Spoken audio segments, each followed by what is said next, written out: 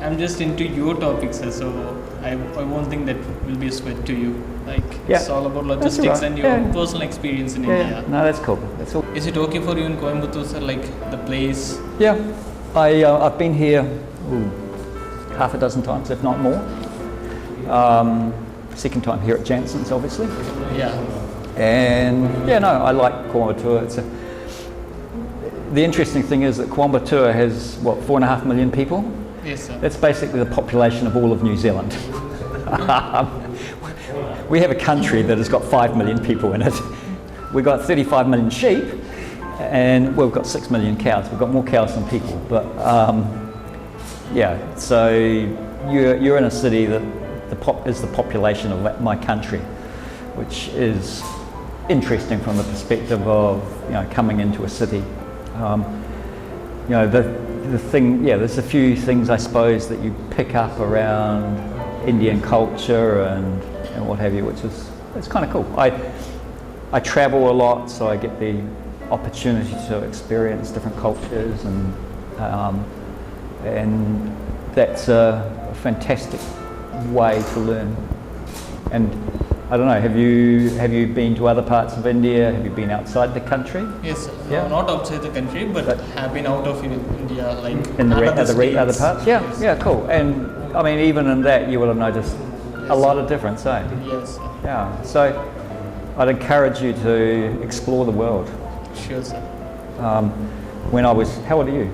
I'm just 22, sir. 22. Yeah. Okay. So when I was 22, I went push biking, cycling.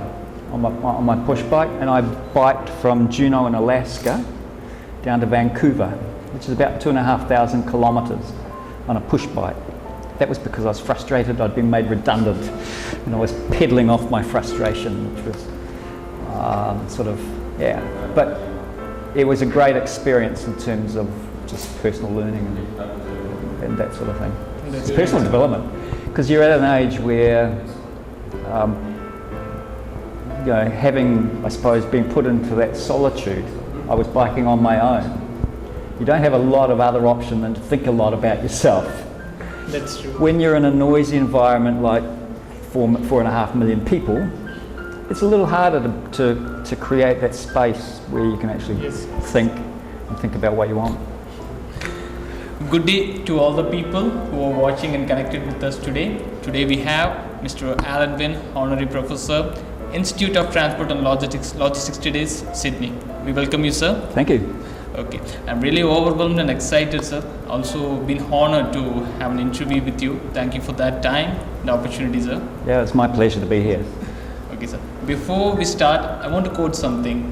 Learning is the superior wealth that doesn't decay. Other forms of wealth are not equal to it. Stated in Tamil literature, Tirukkural. You might have read it, sir. It is a good one. Yeah. Okay. So Jansen School of Business is always focusing on imparting those education qualities and global standards here. So maybe this can be a benchmark to that or towards that action. So thank you for being a part of that, sir. That's great. Sir, can you share your journey of becoming the Honorary Professor at the Institute of Transport and Logistics? I can. How many hours do you have today? Because this could be a long story, or I can make it a shorter story. You can make it a bit brief. A bit brief, good. Okay, so I started my career as I actually started my career with the intention of going into veterinary science. Okay, and I enjoyed student life a little bit too much in my first years at university, and as a consequence, I didn't make the second year of veterinary science, and I wound up going into chemistry and becoming an analytical chemist in a pharmaceutical company. It was in an era where there was a lot of opportunity, and I was given a lot of opportunity at a very young age to manage and make decisions around how to improve the business's logistics and supply chain performance, albeit we didn't call it logistics and supply chain management in those days. But I got involved in that in the 70s, and I've had a range of career opportunities where I've been involved in the setup and launch of new companies in particularly New Zealand, but also internationally. So I've been involved in the setup and launch of Yoplait, yogurt, French yogurt, set up and launch of Pepsi Cola, obviously in opposition to Coca-Cola. I've set up a hardware company, a distribution company for Jim Beam, Remy Cointreau, Highland Distillers and Vin and Spirit for global beverage brands. So I got involved in a lot of company setups, and then I got involved in consulting. And I suppose I've worked with about 150 organisations in more than a dozen countries. So from that, you develop a spectrum of knowledge and experience and a whole pile of stories. And the thing about education is, well, good education in my opinion, is the ability to communicate with people like yourself around imparting knowledge, but imparting it in a way that tells a story and you're able to connect those dots. So I see my role as an educator as a storyteller, and I share knowledge through that medium. So I got involved, I'm what you would class as a pracademic, not an academic, okay? So I'm primarily, first and foremost, a practitioner, and I always will be, but I can tick enough boxes academically that I can come and tell the stories to you. So I suppose I started back about 15 years ago in my consulting business. I wanted to give something back. Yeah, I was getting into a stage in my career and age where, yes, I enjoy consulting, and yes, I enjoy the benefits of the revenue and the lifestyle that can create, but I wanted to make a difference. Yes, sir. I have a personal vision that I want to touch the lives of 10 million people before I die.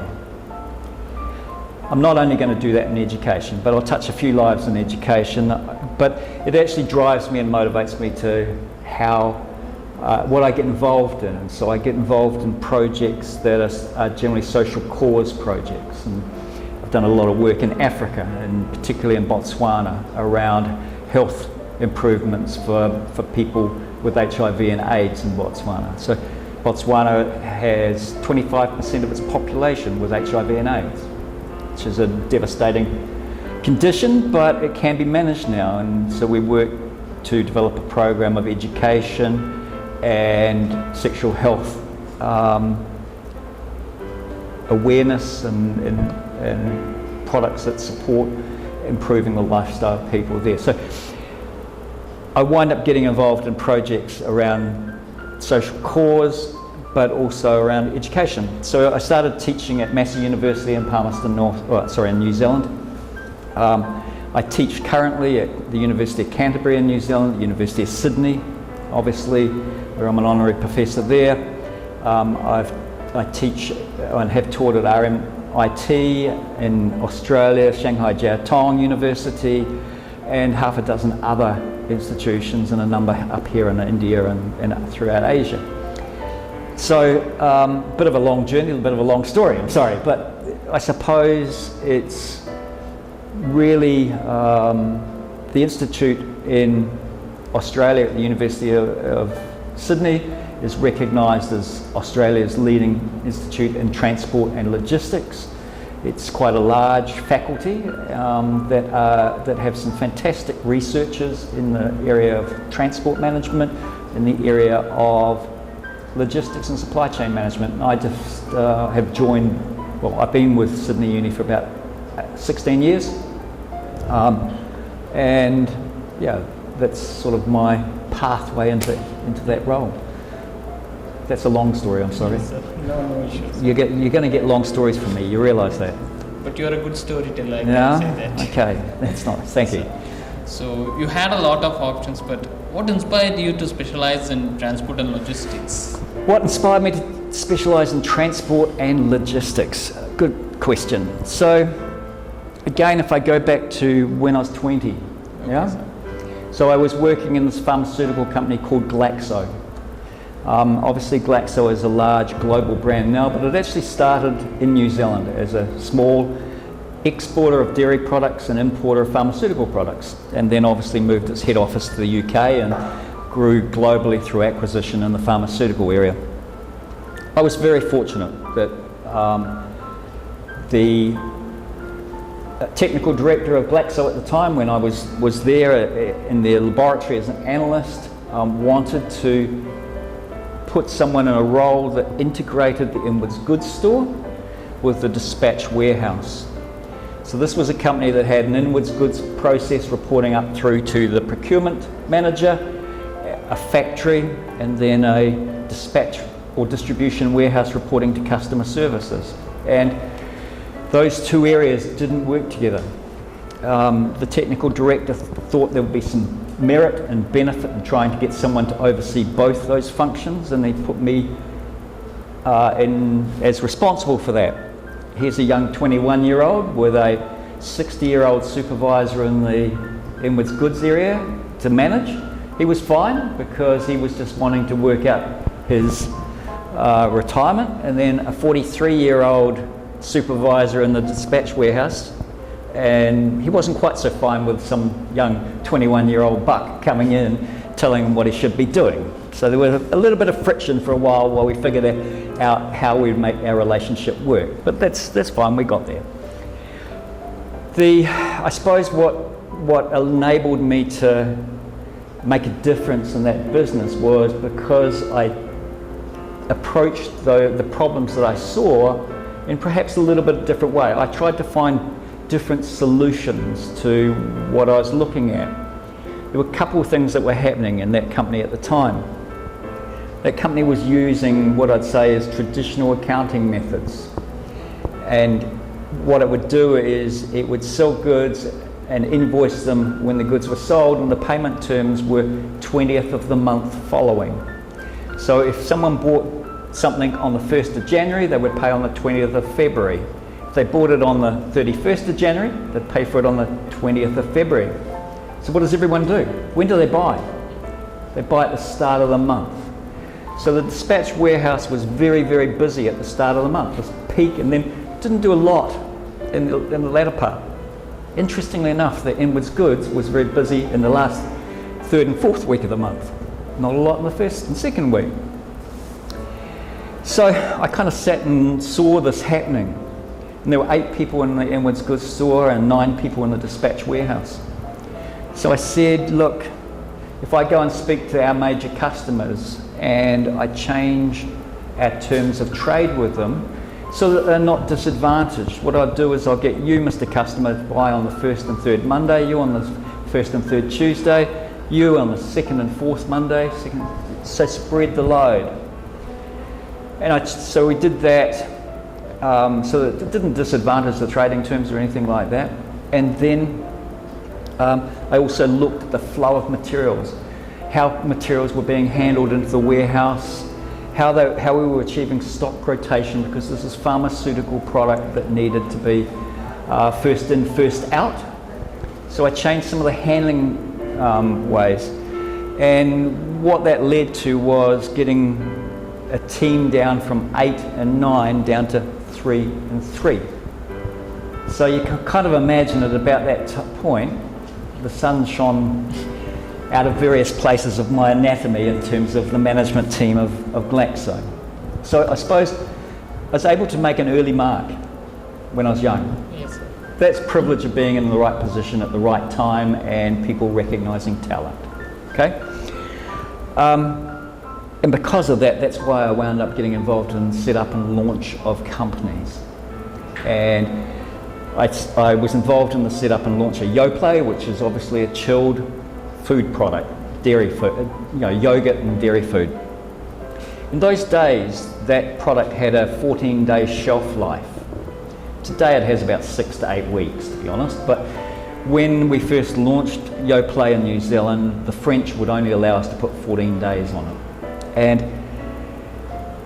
basically that meant we had to manufacture it and distribute it through the whole country. We only had 7 days to do that because the retailers wanted at least a week's shelf life, so they had the ability to sell it. And so we had to manufacture it and distribute it, forecast it first, forecast how much we're going to sell, manufacture, distribute, all within 1 week. And if we didn't sell it, we dumped it and had to write it off. So we didn't want to do that, but equally we didn't want to miss the opportunities to sell the product.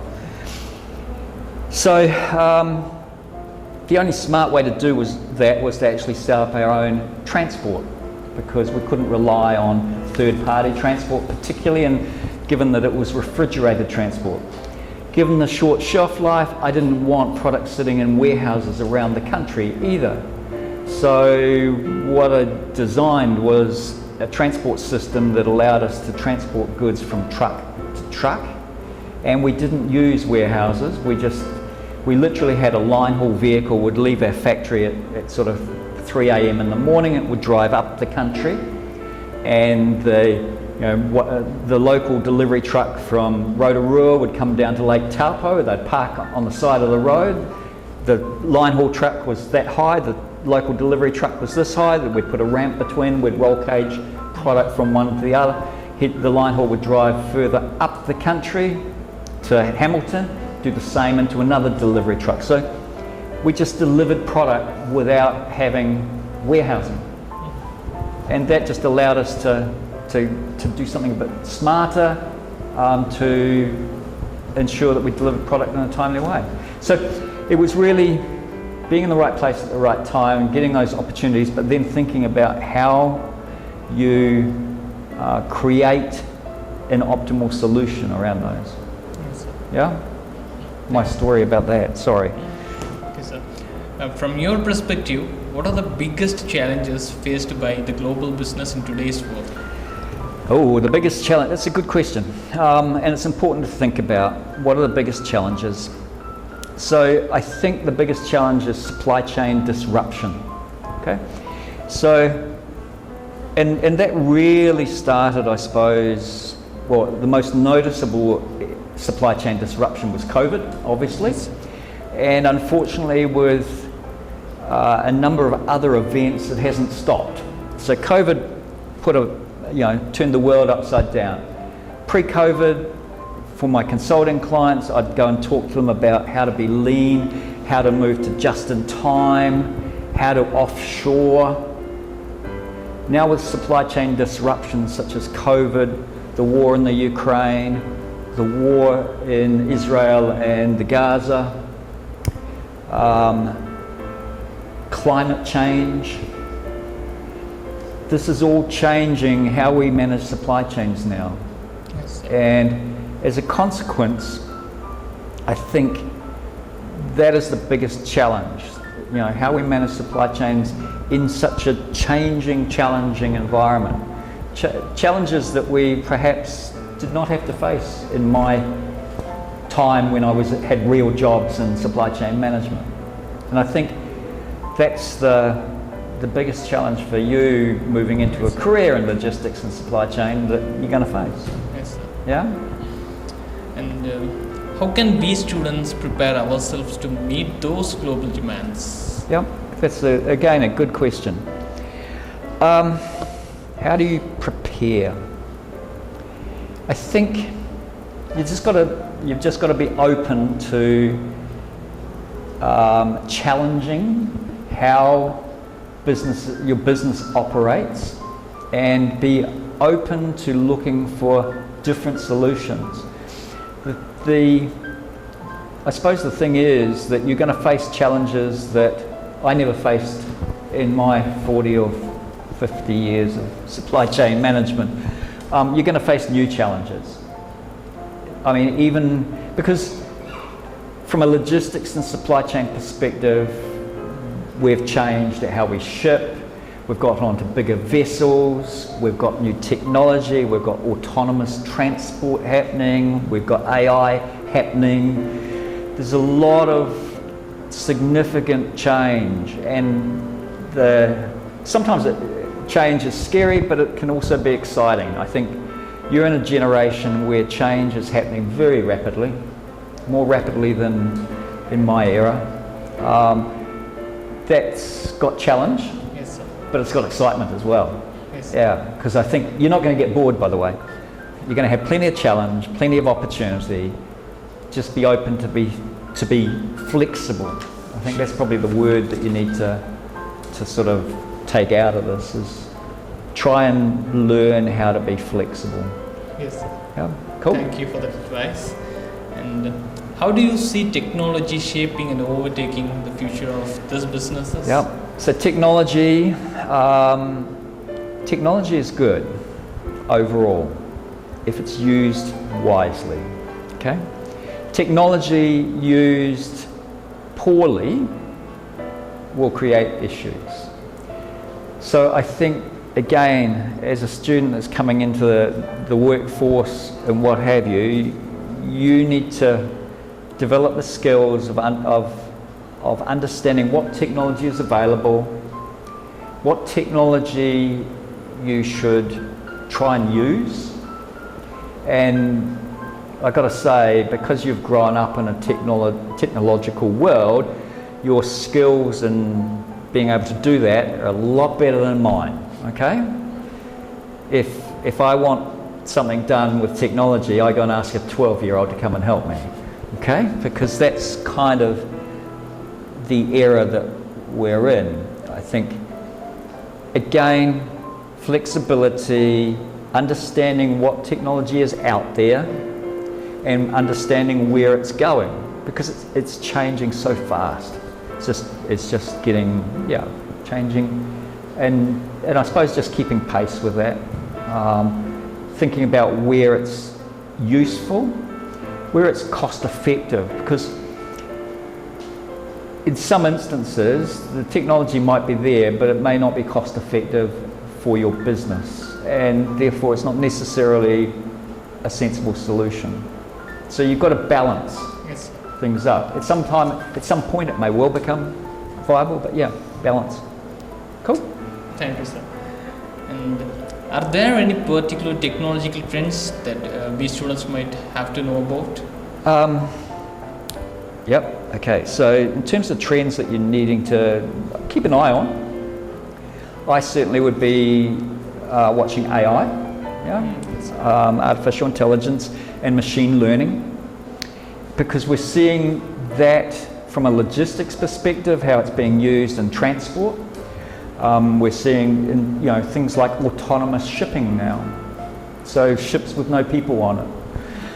That's happening in the Nordics. We're seeing unmanned aerial aircraft carrying payload or passengers.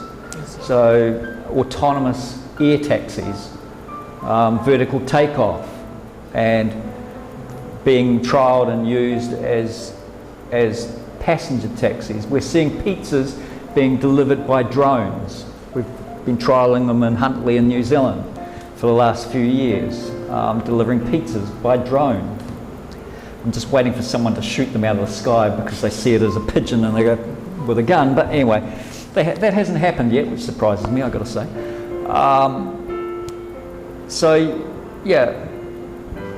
Technology is changing very rapidly. I don't know what the next era is going to be, but it's going to be exciting, I've got to say. That's true, sir. Yeah, life is never going to be boring for you. So, what are the essential skill sets that we should have to hone? The essential skill sets? Yes, sir. I've touched on one first, flexibility. Yes, sir. I think you need knowledge. So that's learning. Yes. So learn from the subject matter that is being taught to you. I'd love to say experience, but you can only garner that with time, okay? And the opportunity to gain that experience. But I know here at Jansen's, for instance, you do internships and what have you. So that's a great opportunity to learn as well, because you're getting some experience while you're learning. What I suppose the main skill is the skill to ask good questions. All right? Yes, sir. So understand the important question. The first important question is generally why. Why are we doing this? Why? Why? Don't be afraid to ask why. The what and the how are other good questions. Yes, sir. But the important question, as I said, is generally understand the why, understand the vision of why something is being done. Yes, sir. And a little bit like that, that's why you have a personal vision. Yes, sir. Come up with your own why. And I think if you can do that, that will drive you to engage in whatever industry you become passionate about and interested in. Yes. Yeah? Thank you, sir. So, how do you envision the career landscape changing in the next decade? Well, how is the career landscape going to change over the next decade? Yes, like now the technology is overtaking things. So, I'm going to need people like you to help me interpret technology. Yes, sir. Yeah? Because it's changing at a pace beyond me. Yes, sir. I'm aging, so that's my excuse anyway. I think you're going to see the landscape continually change.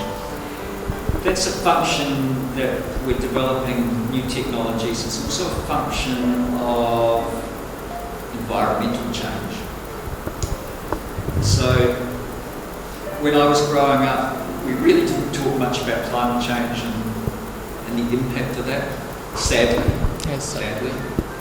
Because it is affecting us. We're seeing global warming, I believe, and that is creating more natural disasters, the need for more humanitarian aid work. Humanitarian logistics is a very is an interesting discipline in itself. It requires actually a different skill set than commercial or business logistics. And one of my colleagues is a specialist in that area, and the thing that he just reminds me of is that in business, if we make a mistake, we might lose a few $1 million. You get a slap over the wrist. You know, it's not the end of the world. Yes, sir. You get up the next day and you go back to work and you try and make up the $1 million you've just lost. In humanitarian logistics, on the other hand, if you make a mistake, people die. Yes, sir. The worst mistake is you could die because you haven't done the right thing or taken the right decision. And the only reason for raising this and the difference is that what I'm seeing, if I compare to what I saw 30, 40 years ago, I didn't see the level of frequency of natural disaster,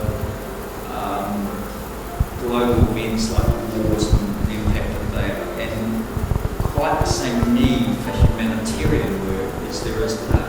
Yes, sir. And I just unfortunately don't see that changing. Yes, I sir. see that getting worse, if anything, and the need for those skills getting greater. Yes, sir. So this is like a personal question, sir. How good are you at balancing your tasks and personal life? And if can, could you share some tips that we can take it from you to manage things? Okay, I'm atrocious at it, right? Okay, I'm sir. probably the last person to give advice on balance. And in fact, one of my team refers me to as lastminute.com, okay? Because I leave everything to the last minute. Today I was giving a lecture to you. I was preparing those slides in the car as I came here today. Okay? Not good advice. Try and be a little bit more organised and structured than I am. So I suppose my advice is, albeit that I don't follow it, is try and be prepared. Try and have foresight as to what you're going to need to do. And try and get some balance as well, because life is, it's very short. Yes, sir. And depending on your beliefs as to what happens after, it's everyone's individual belief. But I think the balance I get in my life is the balance of having a vision that drives me to do the things I do. I don't see going to work as going to work. Yes, sir. I see going to work as being something I enjoy because I enjoy this interaction. I enjoy, Yes, sir. I will remember the time we spent together. I will remember the time that we spent in the class together. Yes, sir. So it's just, work is just part of my day. I try and put aside some time to spend with my family and my friends, because that's important to me as well. And I try to put some time aside for the things I enjoy. Wine, food, bit of recreation, those sorts of things. So yeah, you've got to create your own balance and what's right for you. Yes, sir. And try and maintain a reasonably healthy lifestyle in that process. That's a good takeaway. Yeah. So how was your experience interacting with JSBians like we students and your valuable feedback, sir? Fantastic, actually. Thank you, sir. Yeah, I feel I've always been made welcome. Yes, So sir. I You enjoy are. coming. And I enjoy interacting with different cultures. Yes, sir. Because I learn something. I'm retired technically, but I continue to learn. Yes, sir. And I learn from experience in countries like India, European countries, South American countries, and the people. Yes, It is the people that take me places. It's not necessarily the place, but the places are attractive, but what you get out of life is the interaction with people. One of my memories of India, there was an Indian that invented the car horn, I will say. Yeah. Yes, sir. Definitely an Indian that invented the car horn. This is a noisy place, but it's got atmosphere, Yes, sir. and that's important. Thank you on that, sir. So now I'll take you through some interesting questions that you might like to answer to. Yeah, okay. Okay, sir. So how was your experience with India so far? Like with this diversity of culture and different people, how do you felt and how you start to adapt things here? So as I've sort of said, I enjoy the diversity of culture. I Yes, sir. enjoy meeting people. I've got to learn to listen a bit better because accent, just as you're probably struggling with my accent, I struggle a little bit with the Indian accent as well. The tendency, of course, is that we all speak very fast, and for someone that isn't attuned to the accent, that is always a little bit challenging. Yes, sir. So that's that's my only challenge here. Climate-wise, we're in winter supposedly. It's 32 degrees or whatever outside. I like warm temperatures, but I generally tend to avoid coming to India in summer, I've got to say, because that just gets a little bit too Yes, hot. sir. So your winter is my summer, where I come from. So it's about, our summer at the moment is 28 degrees. It's a little bit warmer here, which is, for me, it's nice, but yeah. Yes, sir. So in what ways your experience in India have enriched your teaching way back home? Yeah, definitely. So I've learned a lot from India, as much as I hope I've managed to impart some understanding of my part as well. Because you face different challenges here from a logistics and supply chain perspective. If I think about just transport, so going from back in 1970, actually let me just bear with me one moment. Yeah, sure, Bear sir. with me one moment. Do I want to misquote? Sure, sir. Alright, so let me just try and find some data or statistics that I had around Indian logistics. So back in 1987, going from Bombay to Delhi would have cost around 600 INR per tonne. Today, it's 3,000 iron per tonne, 5 times what it was back in 1987. And yet,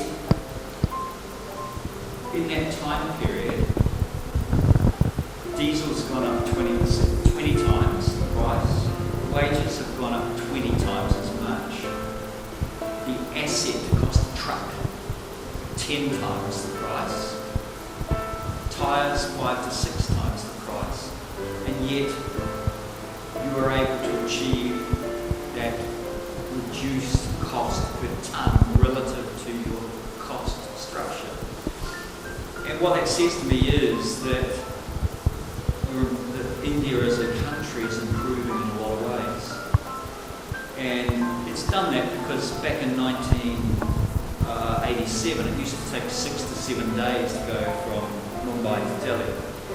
Today it takes 48 hours. And shortly it'll take 14 to 16 hours because of the new roading infrastructure. So India is progressing at a fast rate of pace. Still got a long way to go, but it is improved. And I mean, it's got a very good rail network. You've got over 7,000 rail stations in the country. It's got a river canal network, which is probably underutilised, but very soon we're about to go from the east coast to the west coast. If you want to go the other way, you go west to east as well, I guess. It's got thousands of kilometres of coastline. So coastal shipping is an opportunity in India. It's building 30 kilometres of road a day in its road network. Originally the target was 50 kilometres a day. But 30 kilometres of road, new road a day. I'll let you into a secret. In New Zealand, it took over 12 years to build 30 kilometres of road. And that road wasn't particularly good because after 6 months it had some holes in it. So, India is progressing very, very rapidly. And for that reason, we need to watch and learn from it as well as India learns from us and other parts of the world. Again, if I look at some of the challenges, because of the roading infrastructure was what it was, pretty potholy and pretty rickety, in those days you didn't have the ability to have large vehicles. Yes, sir. It was small 12-tonne trucks. They weren't curtain-side trucks, they were solid wall trucks because when you went down the road, you got ripped. If they were made of curtains, they would have got ripped up by the trees that are overhanging the roads. You're fixing all that.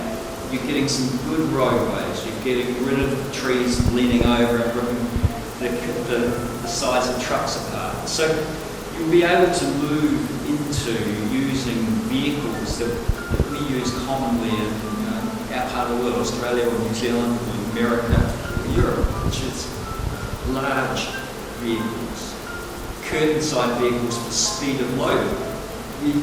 I work with a client company that produces 1,000 pallets of product a day. You can get 28 pallets on a B truck. That's a truck and trailer unit. And they can load that B train with 28 pallets in one forklift driver can load that truck in 8 minutes.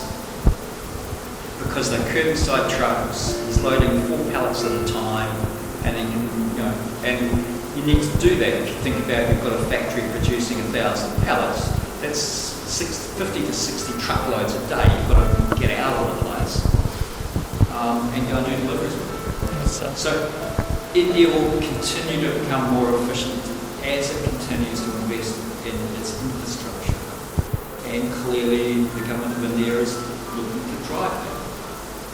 And they're doing it 30 kilometres a day. It's incredible. So thank you for making us proud. And I love this question, sir. You would have travelled around India, so a lot of places. Yeah. So can you quickly name one of your favorite Indian cuisines? My Indian cuisine. Your favorite one. My favourite Indian cuisine? I like it all. I seriously like it all. I haven't found anything that I haven't liked. Does that answer the question? Yes, sir. Is that my get out of jail card? Yeah? Yes, sir. Now, what could be the one thing that you feel great about in our town here? So what would be the one thing that You feel great about in our town? your town, Wambatua? Yes, sir. People. Seriously, the people. So, I enjoy coming here. I haven't, because I can communicate with them. So Yes, you do kind of speak my language, Yes, sir. albeit with a funny accent, an Indian accent. If I go further north, I struggle a little bit to understand. So yeah, it's Wambatua is a nice part of the world. I've got out a bit. I went bush biking in Uti, Yes, sir. so fantastic to get up into the hills a little bit and a little bit more. So coming out of here, it's sort of a little bit cooler and what have you. So yeah, this is just a nice part of India to be in. Yes, sir. Thank you for that. So, in the concluding note, thank you for your time, sir. It was indeed an enlightening conversation, and I enjoyed every moment of it. You have inspired us to take this opportunity to speak with you. On behalf of JSB, I take the pleasure and honor to express my sincere gratitude towards you, sir. So, thank you very much.